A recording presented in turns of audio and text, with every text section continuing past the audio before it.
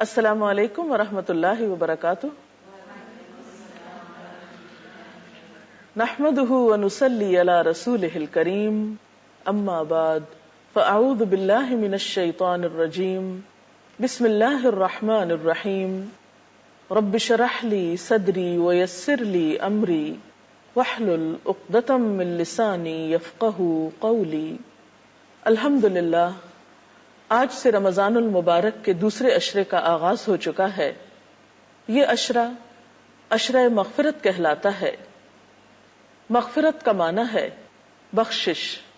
گویا اس عشرے میں خاص طور پر اللہ سبحانہ وتعالی سے اپنے گناہوں کی بخشش کا ایک بہترین موقع ہم سب کو ملا ہے. ہم میں سے کون ہے جس سے کبھی غلطی نہ ہوئی ہو، جس سے کبھی کوئی گناہ نہ ہوا ہو؟ لیکن بہترین ہیں وہ لوگ جو غلطی کرنے کے بعد اپنی غلطی پر نادم ہوں، شرمسار ہوں، رجوع کر لیں، توبہ کر لیں اور اپنے رب سے بخشش مانگیں. اور اگر وہ اپنے رب کی طرف رجوع کریں گے تو رب کو بھی مہربان پائیں گے. جیسے حضرت آدم علیہ السلام نے جب اپنے رب سے رجوع کیا تو اللہ تعالیٰ نے بھی اپنی رحمتیں ان پر عام کر دیں. قرآن پاک میں اللہ سبحانہ وتعالیٰ فرماتے ہیں، قُلْ يَا عِبَادِيَ الَّذِينَ أَسْرَفُوا عَلَىٰ أَنفُسِهِمْ لَا تَقْنَطُوا مِن رَحْمَةِ اللَّهِ إِنَّ اللَّهَ يَغْفِرُ الذُّنُوبَ جَمِيعًا إِنَّهُ هُوَ الْغَفُورُ الرَّحِيمُ. اے نبی صلی اللہ علیہ وسلم، آپ کہہ دیجئے کہ اے میرے بندو جنہوں نے اپنی جانوں پر زیادتی کی ہے، اللہ کی رحمت سے مایوس نہ ہو جاؤ. یقیناً اللہ سارے گناہوں کو معاف کر دیتا ہے، وہ تو غفور الرحیم ہے. سورۃ الشورى میں بھی اللہ سبحانہ وتعالیٰ فرماتے ہیں، وَهُوَ الَّذِي يَقْبَلُ التَّوْبَةَ عَنْ عِبَادِهِ وَيَعْفُو عَنِ السَّيِّئَاتِ وَيَعْلَمُ مَا تَفْعَلُونَ. اور وہ اللہ ہی وہ ذات ہے جو اپنے بندوں کی توبہ قبول کرتا ہے اور برائیوں سے درگزر فرماتا ہے، حالانکہ تم سب لوگوں کے اعمال کا اسے علم ہے. تو بات یہ ہے کہ جو کچھ بھی ہم کرتے ہیں، جہاں بھی ہم کرتے ہیں، سب کے سامنے کوئی کام کریں یا چھپ کر کریں، وہ تو سب کچھ جانتا ہے. اور پھر کوئی جگہ ایسی بھی نہیں کہ جہاں ہم ان گناہوں سمیت اللہ رب العزت سے چھپ جائیں اور ہم اس کی پکڑ سے بچ جائیں. تو اس کا بہترین طریقہ اس نے ہمیں یہ بتایا ہے کہ تم اپنی غلطی کا اعتراف کر کے میرے حضور توبہ کر لو، غلطی کو چھوڑ دو، پلٹ آؤ. یہی راستہ انسان کے فائدے میں ہے. وہ خود فرماتا ہے، یا ایھا الذین آمنوا، اے لوگو جو ایمان لائے ہو، توبوا الی اللہ توبۃ نصوحا، اللہ سے توبہ کر لو، خالص توبہ. عسیٰ ربکم ان یکفر عنکم سیئاتکم، بعید نہیں کہ اللہ تمہاری برائیاں تم سے دور کر دے. ویدخلکم جنات، اور تمہیں ایسے باغوں میں داخل کر دے، تجری من تحتها الانہار، جن کے نیچے نہریں بہ رہی ہوں گی. تو گویا غلطی کرنے کے بعد اگر کوئی شخص سچے دل سے توبہ کر لیتا ہے تو اللہ تعالی کی طرف سے اس کے لیے وعدہ ہے کہ اس کی برائیاں اس سے دور کر دی جائیں گی اور اسے جنت کے باغوں کا مستحق بنا دیا جائے گا. اور رمضان یہ تو ہے ہی سراسر اپنے گناہوں کی معافی کا موقع. نبی صلی اللہ علیہ وسلم نے فرمایا، من صام رمضان ایمانا واحتسابا غفر له ما تقدم من ذنبه، کہ جس شخص نے ایمان اور احتساب کے ساتھ رمضان کے روزے رکھے تو اس کے پہلے گناہ معاف کر دیے جاتے ہیں. لیکن اگر کوئی شخص رمضان کا موقع پا کر بھی پھر گناہوں کی بخشش نہ کروا سکے تو ایسا شخص محروم ہے. حضرت کعب بن عجرہ رضی اللہ تعالی عنہ کہتے ہیں کہ نبی صلی اللہ علیہ وسلم نے لوگوں سے کہا، تم لوگ ممبر کے پاس جمع ہو جاؤ. چنانچہ ہم سب ممبر کے پاس جمع ہو گئے. حضور اکرم صلی اللہ علیہ وسلم تشریف لائے. جب آپ نے پہلی سیڑھی پر قدم رکھا یعنی ممبر کی تو فرمایا آمین. پھر جب دوسری سیڑھی پر قدم رکھا تو فرمایا آمین. جب تیسری سیڑھی پر قدم رکھا تو فرمایا آمین. خطبہ دینے کے بعد جب آپ ممبر سے اترے تو ہم لوگوں نے کہا اے اللہ کے رسول صلی اللہ علیہ وسلم، ہم نے آج آپ سے وہ بات سنی ہے جو کبھی نہیں سنتے تھے. آپ نے فرمایا جب میں پہلی سیڑھی پر قدم رکھ رہا تھا تو جبریل امین تشریف لائے اور فرمایا وہ شخص تباہ ہو جس نے رمضان کا مہینہ پایا اور اپنی بخشش نہیں کرائی. تو میں نے کہا آمین. پھر جب میں نے دوسری سیڑھی پر قدم رکھا تو انہوں نے کہا وہ شخص خدا کی رحمت سے دور ہو جائے جس کے پاس آپ کا نام لیا گیا اور اس نے آپ پر درود نہیں بھیجا. تو میں نے کہا آمین. پھر جب تیسری سیڑھی پر قدم رکھا تو جبریل نے کہا علیہ السلام وہ شخص خدا کی رحمت سے دور ہو جائے جس نے اپنے ماں باپ دونوں کو یا ان میں سے ایک کو بڑھاپے کی حالت میں پایا اور ان کی خدمت کر کے جنت میں داخل نہیں ہوا. تو اس حدیث سے پتہ یہ چلتا ہے کہ رمضان المبارک کا مہینہ گناہوں کی معافی کا ایک بہترین موقع ہے. اگر کوئی شخص اس موقع کو گنوا دیتا ہے تو وہ شخص سراسر اللہ سبحانہ و تعالی کی رحمت سے محروم ہونے والا ہے. اس لیے ہم سب کو اس موقع سے بہترین فائدہ اٹھانا چاہیے. اور یہ بھی یاد رکھیے کہ کچھ گناہ ایسے ہوتے ہیں جنہیں نیکیاں خود بخود دھوتی رہتی ہیں. قرآن پاک میں آتا ہے ان الحسنات یذہبن السیئات کہ نیکیاں گناہوں کو مٹا دیتی ہیں. لیکن کچھ گناہ ایسے ہوتے ہیں جن کے لیے انسان کو نیکیوں کے ساتھ ساتھ خاص طور پر توبہ کرنی چاہیے، اللہ تعالی کے حضور دعا کرنی چاہیے، استغفار کرنی چاہیے. اور رمضان اس کا بہترین موقع ہے. عام حالات میں بھی اللہ سبحانہ و تعالی کی رحمت کے دروازے ہر وقت کھلے رہتے ہیں. حقیقت میں یہ بات انسان کے فائدے میں ہے کہ جب بھی اس سے گناہ ہو اور اسے گناہ کا احساس ہو تو توبہ کرنے میں دیر نہ لگائے. دن ہو یا رات فوراً اللہ سبحانہ و تعالی کی طرف رجوع کر لے.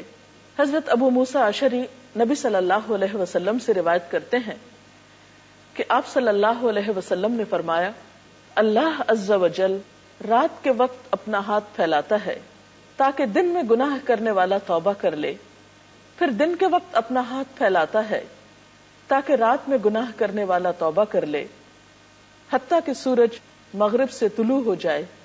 گویا بندوں کی توبہ دن میں بھی قبول ہوتی ہے اور رات میں بھی قبول ہوتی ہے، حتیٰ کہ قیامت آ جائے. کیونکہ قیامت کے آنے پر توبہ قبول نہ ہوگی جب انسان کے سامنے اس کے اعمال آ جائیں گے اور وہ اپنا برا انجام دیکھ لے گا. اس وقت پلٹنا کچھ معنی نہیں رکھتا، اس لیے کہ اس وقت تو ہر شخص اپنے گناہوں کو دیکھ کر نادم ہوگا ہی، لیکن وہ وقت تو پھر صرف حسرت و یاس کا وقت ہوگا، ندامت کا وقت ہوگا، توبہ کا وقت نہیں ہوگا. ایک اور حدیث میں آتا ہے ان اللہ یقبل توبۃ العبد ما لم یغرغر، اللہ بندے کی توبہ قبول کرتا ہے جب تک کہ اس کا سانس نہیں اکھڑتا. توبہ کی شرائط میں سے اہم ترین شرط یہ ہے کہ انسان اپنے گناہ کا اعتراف کرے، کیونکہ اگر کوئی شخص گناہ پر اصرار کرے اور گناہ کو گناہ ہی نہ سمجھے، اپنی غلطی کو غلطی ہی نہ مانے، تو ایسے شخص کے لیے توبہ نہیں. حضرت عائشہ رضی اللہ تعالی عنہا کہتی ہیں کہ رسول اللہ صلی اللہ علیہ وسلم نے فرمایا بندہ جب اعتراف گناہ کے ساتھ توبہ کرتا ہے تو اللہ تعالیٰ اس کی توبہ قبول فرماتا ہے. پھر اسی طرح آپ صلی اللہ علیہ وسلم جو کہ گناہوں سے پاک تھے، معصوم تھے، لیکن اس کے باوجود دن میں کئی بار توبہ کیا کرتے تھے. نبی صلی اللہ علیہ وسلم نے فرمایا لوگو اللہ کی طرف توبہ کرو اور اس سے بخشش طلب کرو، بے شک میں ایک دن میں 100 مرتبہ توبہ کرتا ہوں. اگر اللہ کے رسول صلی اللہ علیہ وسلم کا حال یہ تھا تو پھر ہمارا اپنے بارے میں کیا خیال ہے؟ حضرت عبداللہ بن عمر کہتے ہیں کہ ہم رسول اللہ صلی اللہ علیہ وسلم کی توبہ استغفار گنتے تھے، ایک مجلس میں آپ 100 بار کہتے تھے رب اغفر لی وتب علی انک انت التواب الغفور، اے میرے رب مجھے بخش دے، میری توبہ قبول فرما، تو یقیناً توبہ قبول کرنے والا اور بخشنے والا ہے۔ توبہ نہ صرف یہ کہ انسان کی آخرت کے لیے مفید ہے، بلکہ انسان کی دنیا کے لیے بھی سکون کا سبب ہے۔ ہم دیکھتے ہیں کہ جب انسان سے کوئی گناہ ہوتا ہے، کوئی زیادتی کا کام ہو جاتا ہے، انسان جب اپنے رب کو ناراض کرتا ہے تو یہ نہیں ہو سکتا کہ پھر وہ مطمئن زندگی بسر کر سکے، وہ پرسکون رہ سکے۔ بھلا اپنے محسن کو ناراض کر کے بھی کوئی خوش ہو سکتا ہے؟ ہرگز نہیں۔ ایسے میں پھر کیا کرنا چاہیے؟ فوراً رجوع کرنا چاہیے۔ گناہ سے دل پہ سیاہ نقطہ پڑ جاتا ہے، بندہ اگر توبہ کر لے تو وہ نقطہ دھل جاتا ہے، اور اگر توبہ نہیں کرتا تو وہ سیاہی پھیلنے لگتی ہے، حتیٰ کہ پورا دل سیاہ ہو جاتا ہے۔ استغفار دلوں کا زنگ دھو ڈالتا ہے۔ حضرت انس سے روایت ہے کہ نبی صلی اللہ علیہ وسلم نے فرمایا دلوں پہ بھی زنگ لگ جاتا ہے جیسے تانبے پہ زنگ لگ جاتا ہے، اور دلوں کا زنگ دور کرنے والی چیز استغفار ہے۔ تو چمکتے دل کے لیے، پرسکون دل کے لیے، ڈپریشن کے علاج کے لیے، غموں کے بوجھ سے نجات کے لیے بہترین نسخہ استغفار کرنا ہے، کیونکہ اگر ہم اس بوجھ کو لیے رہیں تو یہ دونوں طرح سے ہماری جسمانی اور روحانی صحت کے لیے بہت نقصان دہ ہے۔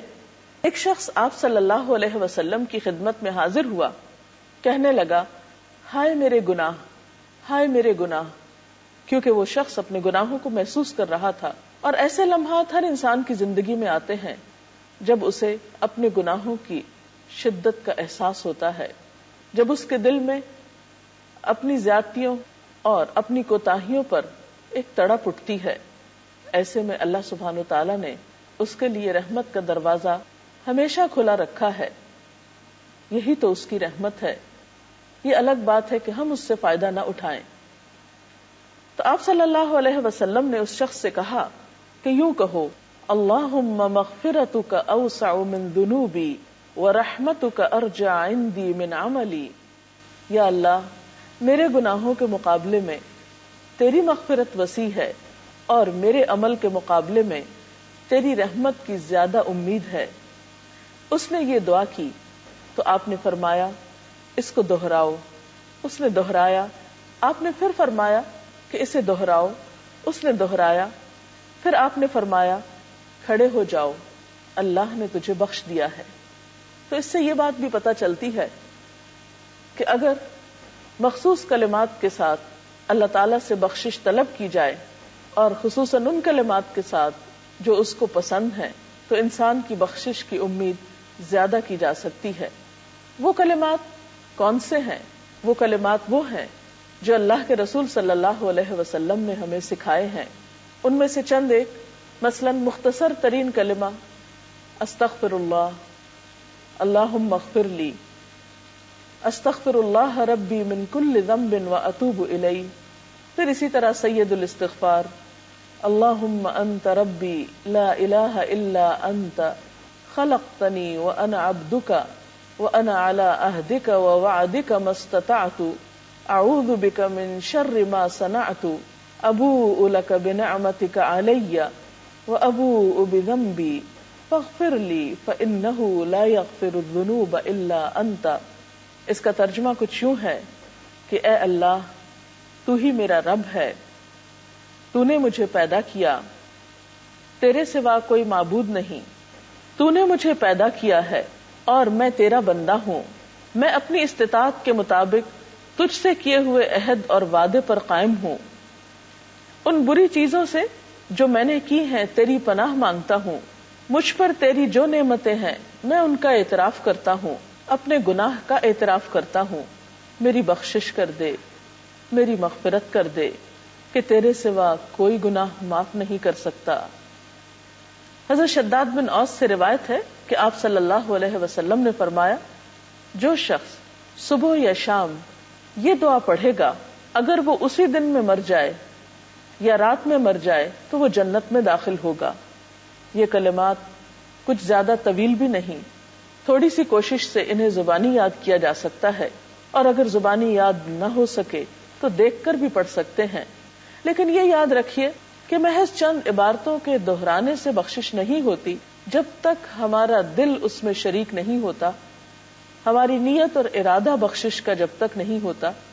تو اس لیے اگر ہم واقعی چاہتے ہیں کہ ہم گناہوں کے بوجھ سے آزاد ہو جائیں اور ہم اللہ رب العزت کے قریب ہو جائیں، ہم اس کے نیک بندوں میں شامل ہو جائیں، اس کی جنت اور اس کی رحمت میں ہمیں پناہ ملے، تو اس کے لیے ضروری ہے کہ سب سے پہلے ہم اپنے گناہوں پر شرمندہ ہوں، پھر عہد کریں کہ آئندہ ہم یہ غلطی نہیں کریں گے، اور اس کے بعد اس سے بخشش کی دعا کریں، تو امید ہے کہ اللہ رب العزت ضرور بخش دیں گے۔ استغفار کے یہ کلمات آپ دن میں، رات میں، کسی بھی وقت پڑھ سکتے ہیں، لیکن خصوصاً اگر قبولیت کے اوقات میں پڑھے جائیں تو زیادہ مؤثر ہیں، مثلاً سحری کے وقت، افطار کے وقت، نمازوں کے بعد، اور اس کے علاوہ چلتے پھرتے بھی، کیونکہ استغفار نہ صرف گناہوں کی بخشش کا ذریعہ ہے بلکہ ہر غم اور ہر دکھ سے آزادی کا نسخہ بھی ہے۔ حدیث پاک میں آتا ہے، من لزم الاستغفار جعل اللہ له من کل ہم فرجا، کہ جو شخص استغفار پابندی سے پڑھے گا، اللہ تعالیٰ اس کے لیے ہر فکر سے، ہر غم سے نجات کا راستہ پیدا کر دے گا، اور اس کے لیے ہر تنگی سے نکلنے کا کوئی دروازہ کھول دے گا، اور اس کو وہاں سے رزق عطا کرے گا جہاں سے وہ سوچ بھی نہ سکتا ہوگا۔ تو اللہ تعالیٰ سے دعا ہے کہ وہ ہمیں توبہ اور استغفار کی توفیق عطا کرے۔ وآخر دعوانا ان الحمد للہ رب العالمین۔